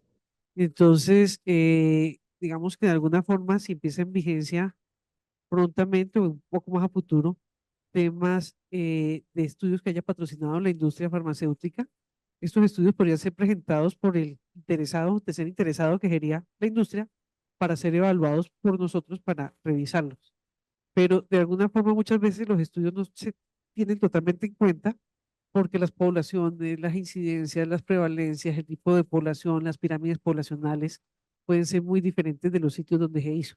Entonces, de alguna forma, pues puede a veces parecer redundante, pero todos los datos que tomamos para hacer nuestros estudios están contextualizados a datos país, que no siempre es tan fácil. Y digamos, con un ejemplo que me ha pasado, alguna vez me lo dijeron de algún organismo internacional y yo les dije, venga, y si estuviéramos en Europa, un estudio de Francia le sirve exactamente igual a Alemania, pero entonces en Latinoamérica sí nos tienen que servir los mismos estudios de un país a otro, no siempre es tan fácil. Entonces, pero Digamos que afortunadamente los estudios que nosotros nos hacemos en el instituto usualmente no toman tanto tiempo. Ya quisiera tener yo 1 o 2 años, pero usualmente son mucho más cortos.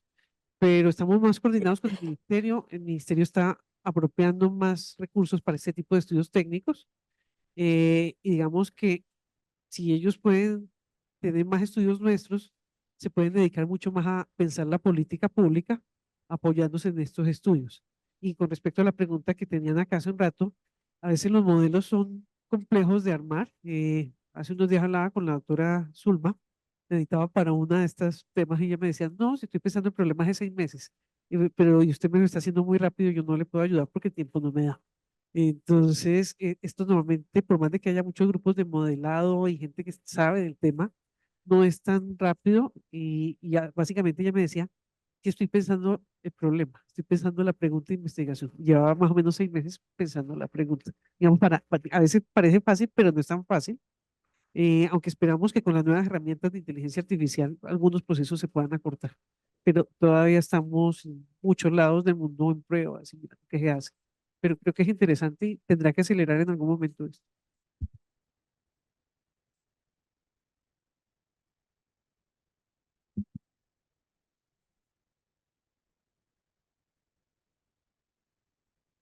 Bien, pues, a nuestros participantes virtuales, no sé si tenemos algún comentario, Caro.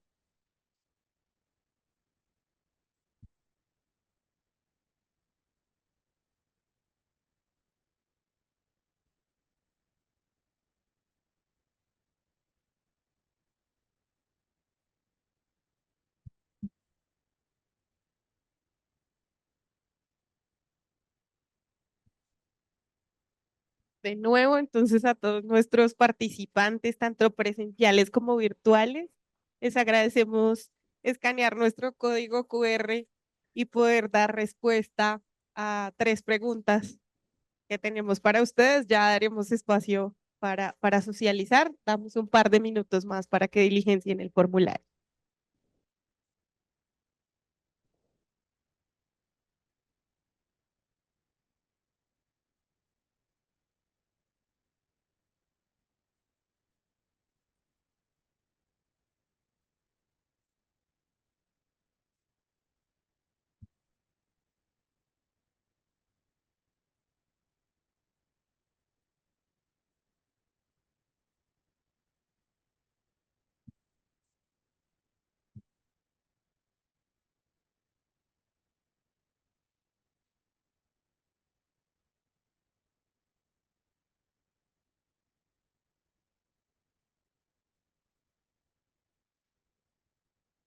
Bueno, bien. Entonces vamos a pasar a socializar las preguntas. No sé si alguien aquí quiera comentar, realizar algún comentario respecto a estas preguntas.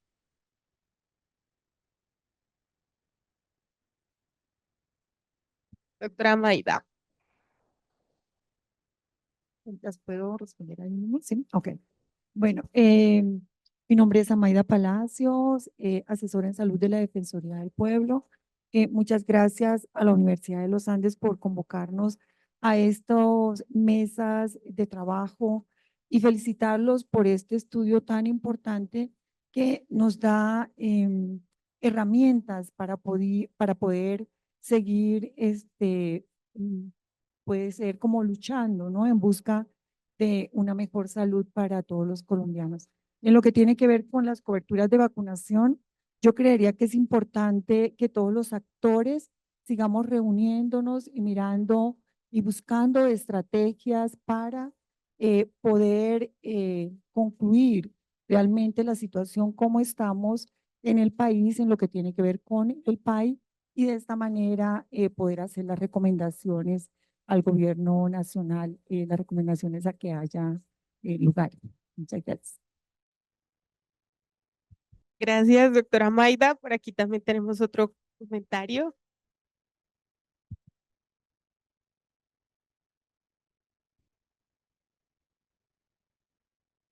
Gracias. Muy buenos días a todos. Yo soy Juan Hernández, médico de los Andes y en este momento líder médico nacional de medio laboral.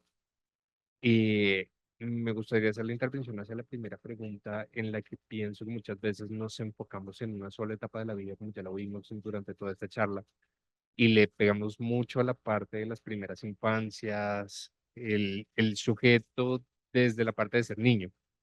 Y muchas veces dejamos de lado la parte de esa persona en su vida laboral y cómo afectar esos actores podría jalar un poquito la obligatoriedad a completar la vacunación, que en muchos sentidos y en regiones apartadas del país no logramos pegarle a esa primera infancia. Entonces, hay una población que se queda desprotegida fuertemente en nuestro país y que lo podríamos atacar si tomáramos en cuenta que son personas que al fin y al cabo, si no lograron alcanzar una educación primaria, sí o sí van a tener que trabajar para poderse sustentar.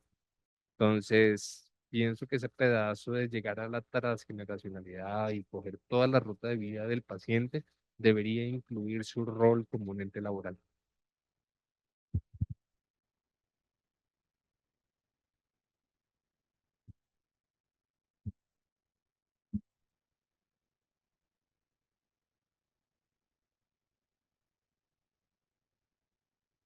Más comentarios por acá.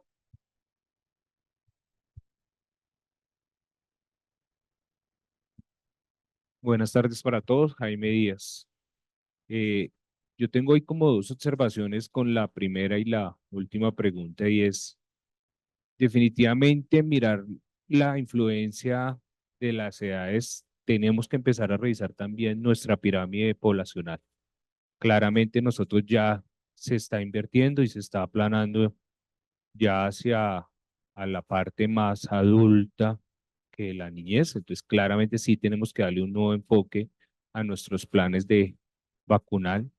Y frente a qué biológicos de interés y en qué curso de vida, pues ahí está la gran pregunta en tema de que si podemos traer experiencias exitosas. Ustedes nos han mostrado que el sincitial en Chile está mejorando con un anticuerpo monoclonal, pero al mismo tiempo nos dice que Argentina está vacunando con la vacuna proteína F.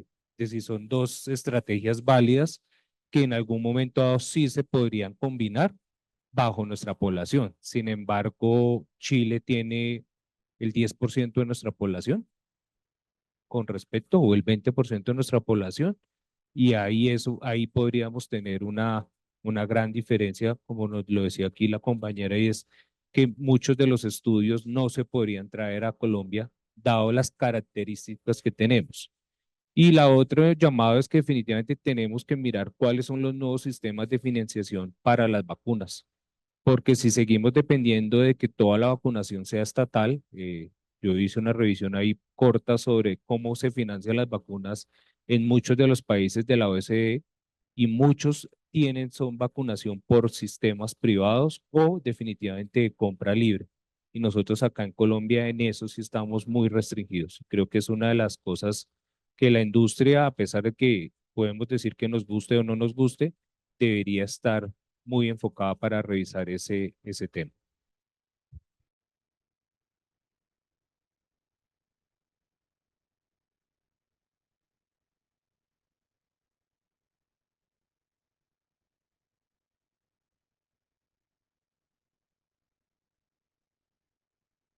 ¿Tenemos más comentarios o alguno de nuestros asistentes virtuales?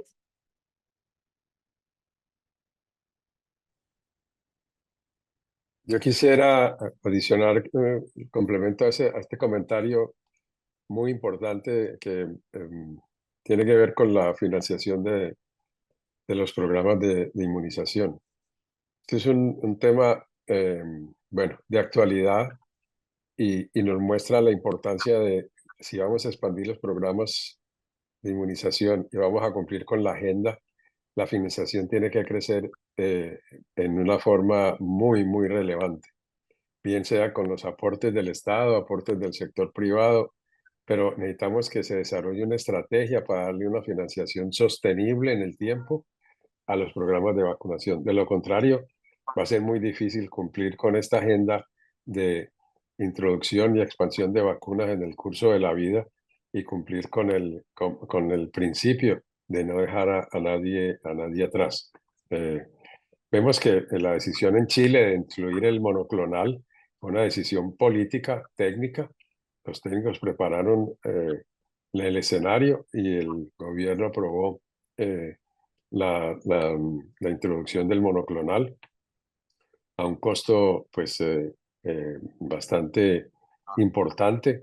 No digamos si es elevado o no, porque los beneficios ya se están viendo, pero sí fue un costo muy importante esa apropiación y esa decisión política de hacerlo. Argentina, por lo contrario, está tomando la decisión de implementar la vacunación en la mujer en embarazo y no les quepa ninguna duda que algunos países van a incorporar las dos estrategias por lo que implica el virus sincitial respiratorio, la carga de enfermedad y más en países como los nuestros donde el virus sincitial respiratorio, como la influenza, tiene una circulación más extendida en el tiempo y que en Argentina y en los países del sur y del norte, que es concentrada en el invierno.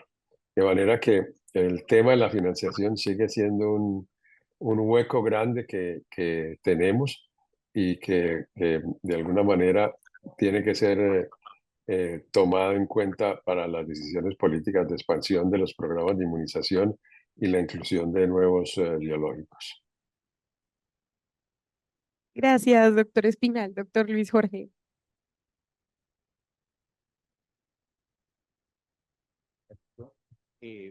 Invitarlos a nuestras dos próximas unidades de análisis, que es el noviembre 13. Vamos a presentar una evaluación de coberturas de vacunación pre y post pandemia en Latinoamérica y el Caribe. ¿Cómo estuvieron las coberturas? Les adelanto que en Colombia las coberturas siguen bajas. A final de año no se va a cumplir con ninguna cobertura por encima del 95% en Colombia, ¿sí? Y así llevamos, no quiere que antes estuviera bien, no hemos recuperado ni siquiera los niveles prepandémicos, seguimos mal en cobertura de vacunación. Por eso para nosotros la ley 204 de modernización no puede quedarse en letra muerta. Es importante que la academia, la sociedad civil, la empresa privada hagan seguimiento, ¿sí? El Ministerio de Salud quedó de sacar un observatorio o boletín de vacunación, no lo ha sacado, ¿sí? Por eso, digamos, nosotros estamos en parte sufriendo eso y en un sentido propositivo de tener nuestro observatorio de vacunación desde la Universidad de los Andes. Parte de esos datos los vamos a presentar en la próxima unidad de análisis que va a ser dedicada a los números. Una cosa son coberturas, otro es cumplimiento de metas. Todo lo llaman coberturas. El Ministerio de Salud todo lo llama coberturas, OPS todo lo llama coberturas. Y muchos son cumplimiento de metas. Por ejemplo, influenza se calcula sobre el 30% de la población y da sensación de sobreestimación, pero no es cierto. No estamos diciendo la verdad en coberturas de vacunación. No hay información de coberturas de inmigrantes en población venezolana, ¿sí? Entonces, para nosotros es muy importante el seguimiento desde la sociedad civil, desde la academia, desde la empresa privada. Eso lo vamos a presentar. Y la siguiente va a ser experiencias en territorio. ¿Qué experiencias hay? Vamos a mostrar algunas experiencias en comunidades indígenas y en comunidades de otros territorios, lo que se ha hecho en México, en Chile, mejorar coberturas de vacunación sobre el reto. Y llamar coberturas de lo que es cobertura, porque muchas son cumplimiento de metas, ¿sí? Vamos a contar con el doctor Rodrigo Rodríguez, con los expertos. Vamos a continuar las mesas de vacunación que son un sentido amigable con el ministerio, propositivo desde la sociedad civil, desde la academia, para favorecer eso. Entonces los queremos invitar a estas dos últimas unidades de análisis. Con estas fechas lo estaremos invitando, la siguiente es virtual, luego una presencial acá, que para nosotros es un honor que nos visiten, que estén acá en la Universidad de los Andes. Entonces, Daniela va a hacer un cierre y agradecerles a todos su asistencia hoy. Gracias, doctor Hernández. Entonces, como lo mencionó, con esto damos cierre a nuestra segunda unidad de análisis y los invitamos a nuestros 2 eventos restantes, que realmente su participación, tanto presencial como a nuestros asistentes virtuales, pues va a ser decisivo para la construcción de nuestros documentos técnicos. Muchas gracias.